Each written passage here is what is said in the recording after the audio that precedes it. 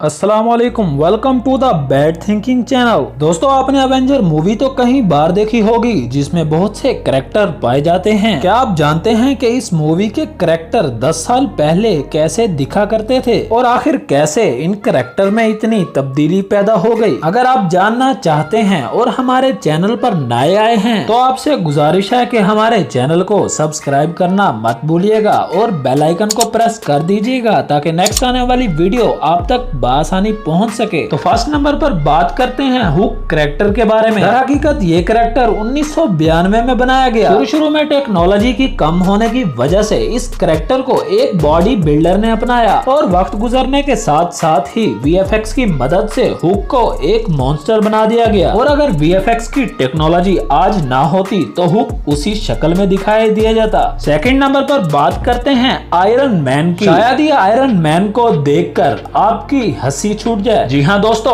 आज से 10 साल पहले आयरन मैन एक लोहे का डब्बा पहना करता था और वक्त गुजरने के साथ ही वीएफएक्स की मदद से आयरन मैन को ऐसा करैक्टर बना दिया गया कि अब हर कोई आयरन मैन की तरह ही बनना चाहता है। दोस्तों, आप सोच रहे होंगे कि आखिर 10 साल पहले स्पाइडरमैन कैसे दिखता होगा। तो आपको बताता चलूं कि आज से 10 साल पहले स्पाइडरमैन को एक आम सा कपड़े का सूट पहनाया जाता था, जबकि हाथ में एक ऐसा डिवाइस लगाया जाता था जिससे रस्सी बाहर निकलती थी और स्पाइडरमैन में किसी किस्म की ताकत नहीं होती थी, यहाँ तक कि उसका सेंसर भी काम नहीं करता था। वक्त गुजरने के साथ ही वीएफएक्स की मदद से स्पाइडरमैन को एक आम इंसान से काफी बेहतर दिखाया गया और यहाँ तक के महसूस भी नहीं किया जा सकता कि ये एक नकली स्पाइडरमैन है। दोस्तों, अगर आपको हमारी वीडियो इंफॉर्मेटिव लगी है और ऐसी ही मजे मजे की वीडियो देखना चाहते हैं तो हमारे चैनल को सब्सक्राइब करना मत भूलिएगा।